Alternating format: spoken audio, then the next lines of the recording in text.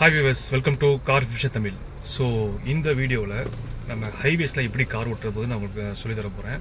So இது ரொம்ப ரொம்ப முக்கியமானது. ஏன்னா நீங்கள் லோக்கல் ஓட்டுற மாதிரி இங்கே ஓட்ட முடியாது. என்ன ரீசன் சொல்கிறேன் அப்படின்னா, இந்த கன்னடையில் பார்த்தீங்கன்னா நீங்கள் ஹைவேஸில் போயிட்டு இருக்கும்போது பின்னாடி ஒரு வண்டி வந்து ஸ்பீடில் வந்துட்டுருக்கோம். ஆனால் அந்த ஸ்பீடு இப்போ நீங்கள் ஒரு 100ல் போயிட்டுருக்கீங்கன்னா அவர் 100ல் போயிட்டு இருக்க மாட்டார், 120 கூட போகலாம்.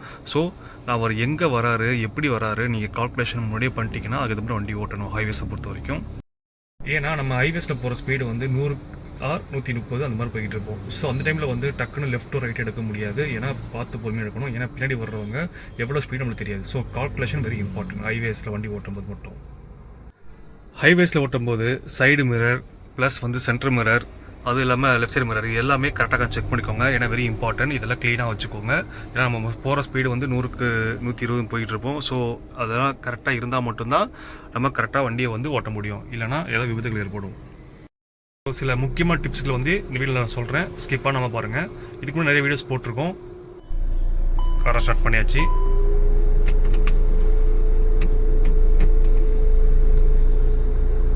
ஸோ நம்ம ஹைவேஸில் வந்து கொஞ்சம் ஓரமாக நிப்பாட்டியிருக்கோம். ஸோ நம்ம ரோட்டுக்கு போகிறதுக்கு முன்னாடி இண்டிகேட் போட்டுக்கோங்க. இண்டிகேட் போட்டு வண்டி ஏதாவது வருதா சைடில், ஏன்னா பைக்ஸ் நிறையா வருது. ஸோ கொஞ்சம் பொறுமையாக பார்த்து, ஸ்பீடு வந்து எவ்வளோ வரும் நம்மளுக்கு தெரியாது, கால்குலேஷன் பண்ண முடியாது. ஸோ அதனால் கொஞ்சம் பொறுமையாக இண்டிகேட்டர் போட்டு கொஞ்சம் பொறுமையாக ஓட்டுங்க. ஸ்பீட் எடுத்துருங்க. ஓகே, மொத்தம் 3 லைன் இருக்குது. இந்த 3 லைனில் வந்து பார்த்திங்கன்னா 1 பைக்கு, 2 கார், பஸ் இந்த மாதிரி போகிற மாதிரி இருக்கும். ஸோ நான் வந்து ஸ்லோவாக போக போகிறேன் அப்படின்னா நீங்கள் ரைட் எடுத்துகிட்டு போங்க. ரைட் எடுக்கும்போதும் கடையை பார்த்துக்கோங்க. பின்னாடி எவ்வளோ வண்டி வரும் செக் பண்ணிக்கோங்க. பொறுமையாக ஓட்டுங்க. ஸோ இப்போ நான் போகிற ஸ்பீடை வந்து 78 ஸ்பீட் தான் போயிட்டுருக்கேன். ஆனால் எனக்கு வர பின்னாடி வந்து ஒரு ரெட் கலர் கார் இருக்குது. அந்த காரும் அதே ஸ்பீடு வருமான்னு கேட்டால் கண்டிப்பாக கிடையாது.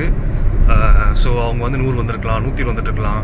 நம்ம நினைப்போம் நம்ம 78 தான் போயிட்டுருக்கோம், அப்போ அவங்களும் வந்து 65 தான் வருவாங்கன்னு நினைப்பீங்க. ஸோ அப்படி கிடையவே கிடையாது. அவங்களோட ஸ்பீடு வந்து நம்மளோட அதிகமாகவே இருக்கலாம். இப்போ ஒரு டிசைனோட முந்திர இருப்பாருங்க. ஸோ இப்போ நான் போகிற ஸ்பீடு வந்து 82, அவர் போகிற ஸ்பீடு வந்து மேபி 100 இருக்கலாம். ஸோ அதனால் பின்னாடி வர வண்டி நீங்கள் கிளாஸில் பார்த்துக்கிட்டே இருங்க. அதுதான் சேஃப்டி உங்களுக்கு வண்டி ஓட்டுற பொறுத்த வரைக்கும். அதே மாதிரி இந்த மாதிரி வரும்போது லைட்டில் பிரேக் அடிச்சுட்டு இண்டிகேட் போட்டு பொறுமையாக திருப்பும்போது, ஆனால் லெஃப்ட் சைட்லேயே வண்டி வரதான் பார்த்துக்கோங்க. ஸ்டேரிங் கண்ட்ரோல் மட்டும் விட்டுறக்கூடாது. ஸ்டேரிங் நல்லா க்ரிப்பாக பிடிச்சிக்கோங்க. முடிஞ்சளவு நீங்கள் 180 போனால் உங்களுக்கும் சேஃப்டி, உங்களை நம்பி இருக்க குடும்பத்துக்கும் நல்லது. அவர் எவ்வளோ ஸ்பீடு வராதுன்னு நம்ம இங்கேயே கால்குலேஷன் போட்டுக்கணும். அதுக்கேற்ற மாதிரி நம்ம வண்டி ஓட்டிக்கணும். அதே மாதிரி ஹைவேஸில் ஓட்டும் போது உங்கள் பார்வை எவ்வளோ தூரம் ரோடு எண்டு வரையும் போதோ அந்த அளவுக்கு நீங்கள் கால்குலேஷன் போட்டுக்கோங்க. நம்ம இங்கேருந்து எப்படி போகிறது, எப்படி வர்றது அப்படின்னு நீங்கள் போட்டுக்கோங்க. இப்போ எக்ஸாம்பிள் டிசைர் போயிட்டுருக்கு, நம்ம இங்கேயே யோசிச்சோம் என்னென்ன கார் போயிட்டுருக்கு, என்னென்ன பைக் போயிட்டுருக்கு, ரோட்டில் எவ்வளோ தண்ணி இருக்குது. ஸோ அதெல்லாம் நீங்கள் இங்கேயே பார்த்துக்கோங்க. ஏதாவது மாடு வருதா, ஆடு வருதா. ஸோ நம்ம கிளியராக வந்து ரோடை வந்து நீங்கள் ஃபுல்லாக வியூ பண்ணி பார்த்துக்கணும். இது நைட் ட்ரைவ் டோட்டல் டிஃப்ரெண்ட்டுங்க. நைட் ட்ரைவ் போகிற வரைக்கும் நீங்கள் இந்த மாதிரி ஓரத்தில் போடவே கூடாது. இந்த நடுவில் இந்த ஒயிட் கோட் இருக்குல்ல, அதில் போங்க. என்ன ரீசன்னா, சம்டைம்ஸ் ஆடு மாடு குறுக்க வந்துடும், இல்லை ஏதாவது ஆளுங்க டக்குன்னு வந்துடுவாங்க தாண்டேன்னு சொல்லி. ஸோ இந்த மாதிரி நிறையா விஷயம் இருக்கும். ஸோ அதனால் வந்து நீங்கள் நைட் டைம் மட்டும் நடுவில் ஓட்டுங்க. இப்போ அந்த மினி வேன் ஒன்று போயிட்டுருக்கு. அப்போ நீங்கள் இங்கே என்ன பண்ணணும்னா லெஃப்ட் எடுக்கணும். ஆனால் பின்னாடி பாருங்கள் ஒருத்தர் ஸ்பீடாக வராரு, அதை நம்ம கவனிச்சிட்டோம். ஸோ அதனால் இங்கே பாருங்கள் எவ்வளோ ஸ்பீடாக போகிறா பாருங்கள் அவர். அந்த மாதிரி ஓட்டுறா பாருங்கள். அந்த மாதிரி ஓட்டவே கூடாது. ஏன்னா ஸ்கூட்டியில் பைக்கில் ஆள் போயிட்டுருக்காங்க, அது ரொம்ப ரிஸ்க்கு.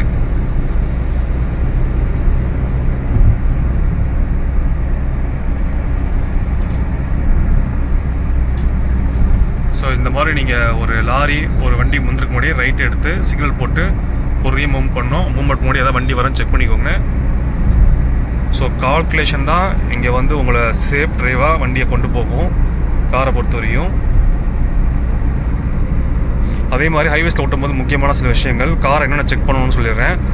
ஹெட்லைட்டு, இண்டிகேட்ரு, டயரோட ஏர் ப்ரெஷரு, இதெல்லாம் நீங்கள் கம்பல்சரி செக் பண்ணிக்கோங்க. பிரேக்ஸு எல்லாம் செக் பண்ணிக்கோங்க. வண்டி வருது பாருங்கள் நம்மளை முந்துறதுக்கு. ஸோ அவரை நான் வரும்போது கண்டுபிடிச்சிட்டேன். அதனால் நம்ம என்ன பண்ணோம்னா கொஞ்சம் அதுக்கேற்ற மாதிரி ரைட்லேயே ஒதுங்கிடணும். ஏன்னா அவங்கள வழி விட்டுறணும், போக விட்டுறணும்.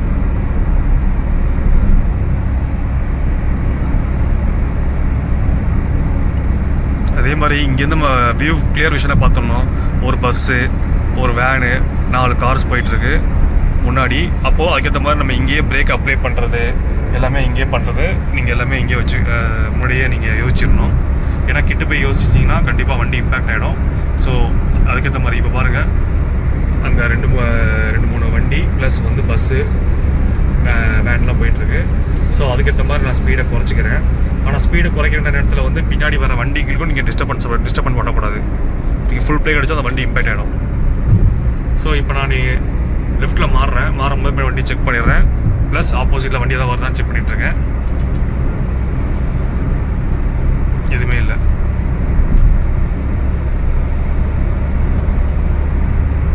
ஸோ திருப்பி நீங்கள் ரைட் சைடில் வந்துடணும். மாறி ஓட்டுங்க. இங்கே பாருங்கள் ஃப்ரண்ட்டில் 4 வண்டி போகுது. ப்ளஸ் நம்மளை ஒருத்தர் ஓவர்டேக் பண்ணுறாப்புல.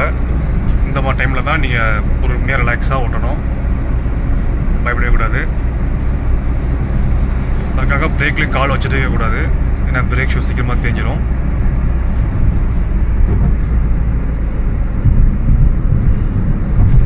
ஸோ ஃப்ரண்ட்டில் 4-5 வண்டி போயிட்டுருக்கு, பேக்லேயும் வண்டி வந்துட்டுருக்கு. ஸோ அதுக்கேற்ற மாதிரி நீங்கள் இங்கேயே பிரேக் அப்ளை பண்ணி லைட்டாக ஸ்பீடை குறைச்சிக்கோங்க.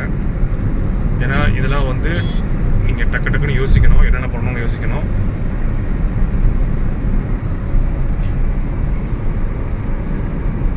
முடிஞ்ச அளவு காரில் டேஷ்போர்ட் கேமரா வச்சுக்கிறது நல்லது. அது சேஃப்டி அண்ட் செக்யூரிட்டியாக இருக்கும் காரை பொறுத்த வரைக்கும் உங்களுக்கு. ஏன்னா நான் லிஃப்ட் எடுக்க முடியல, ஏன்னா கீப்பான் வண்டி வந்துகிட்டே இருக்குது பின்னாடி. ஸோ அதனால் நான் கொஞ்சம் பொறுமையாக தான் நான் வண்டியை இது பண்ணுறேன். ஸோ லெஃப்ட்டில் வரல வண்டி, ஆனால் நான் ரைட்டில் ஏறலாம் பார்த்தேன், ஏற முடியல. ஏன்னா ரீசன்னா லாரி ஆல்ரெடி இருக்குது. ஸோ அவசரப்பட்டு ஏற வேண்டாம், இவங்க பின்னாடியே போயிடலாம். இவங்க பின்னாடியே போயிட்டு கொஞ்சம் தூரம் போயிட்டு நம்ம ரைட் எடுத்துக்கலாம். ஸோ திருப்பி அகைன்னு சொல்கிறேன், நீங்கள் ஹைவேஸில் ஓட்டும்போது உங்களோட பார்வை வியூ எவ்வளோ தூரம் ஹைவேஸில் படுதோ அந்தளவு நீங்கள் ரோட கால்குலேஷன் பண்ணி வச்சுக்கோங்க. எங்கெங்கே என்ன வந்துட்டுருக்கு, என்ன போயிட்டுருக்கு, என்ன ஆப்போசிட்டில் வருதுன்னு செக் பண்ணி வச்சுக்கோங்க. அப்படின்னா தான் ட்ரைவ் பண்ண முடியும். இந்த மாதிரி பாருங்கள், ஒரே டைமில் 3 வண்டி போகுது, அந்த மாதிரி போகவே கூடாது. ஏன்னா இது ரொம்ப ஆபத்து. நீங்கள் அவர் ரொம்ப ஸ்பீடாக போய் அங்கே போய் ஒன்றும் பண்ண போகிறது கிடையாது. உண்மை அதுதான். அங்கே பாருங்கள் ஓவர்டேக் பண்ணிட்டு போகிறாங்க. அந்த மாதிரி பண்ணவே கூடாது. லைன்னா அந்த லைன் படியே போகணும். ஏன்னா மற்றவங்க டிஸ்டர்பன்ஸ் கூடாது. இங்கே பாருங்கள் பைக் இப்படி வர பாருங்கள். பைக்கு தனி லைன் இருக்குது, ஆனால் பைக் எப்படி ஓட்டுறா பாருங்கள். இந்த மாதிரி ஓட்டக்கூடாது. அப்படியே நீ பைக்கு ஓட்டுற மாதிரி ஓட்டுறீங்கன்னா பைக்கு வந்து உங்கள் சிசி வந்து அதிகமாக இருக்கணும். பிக்கப் அதிகமாக இருந்துச்சுன்னா நீங்கள் இந்த மாதிரி சர்ன்னு போகலாம்.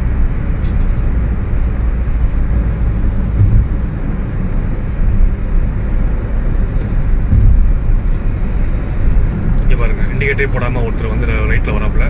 அங்கே ஒருத்தர் பாருங்கள் பைக் போகிற இடத்துல வந்து முந்திட்டு போகிறாப்புல பாருங்க. மொத்த ரோடையும் காருங்க ஆக்கிரமிச்சு பண்ணிட்டாங்க.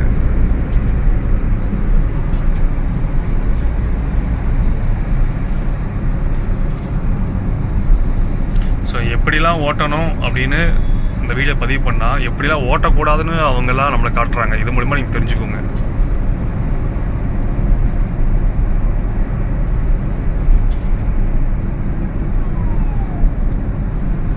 ஸோ நான் லெஃப்ட் எடுக்கலாம் பார்த்தேன், ஆனால் கீப்பான் வண்டி வந்துகிட்டே இருக்குது. ஸோ கொஞ்சம் பொறுமையாக நம்ம பின்னாடி பார்த்து தான் லெஃப்ட் எடுக்கணும்.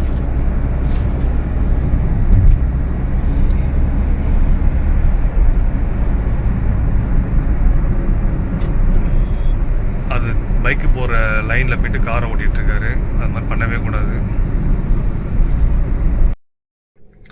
ஸோ ஹைவேஸில் எப்படி ஓட்டுறதுன்னு நான் உங்களுக்கு கிளியராக சொல்லியிருக்கேன். ஸோ மறுபடியும் சொல்கிறேன், ஹைவேஸில் ஓட்டும்போது உங்களோட சைடு மிரர் ப்ளஸ் வந்து சென்டர் மிரர் க்ளீனாக வச்சுக்கோங்க.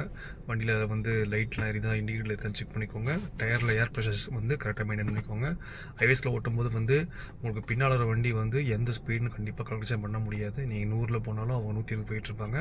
ஸோ அதுக்கேற்ற மாதிரி கால்குலேஷன் பண்ணி வண்டி ஓட்டுங்க. ஃப்ரண்ட்லேயும் 4-5 வண்டி போகுது அப்படின்னா அதுக்கு இங்கேயே நீங்கள் முன்னாடியே நீங்கள் வந்து எப்படி ஓட்டணும் ஒரு கால்குலேஷன் வச்சுக்கோங்க. ஏன்னா கிட்ட போய்ட்டு பிரேக் அடிக்கிறது, கிட்ட போய் வண்டி திருப்பது, ரைட் எடுக்கிறது, அந்த மாதிரி வச்சுக்காதீங்க. ஸோ இந்த வீடியோவில் பார்த்தீங்கன்னா நிறைய பேர் மோசமாக ட்ரைவ் பண்ணியிருக்காங்க. அந்த மாதிரிலாம் ஓட்டாதீங்க.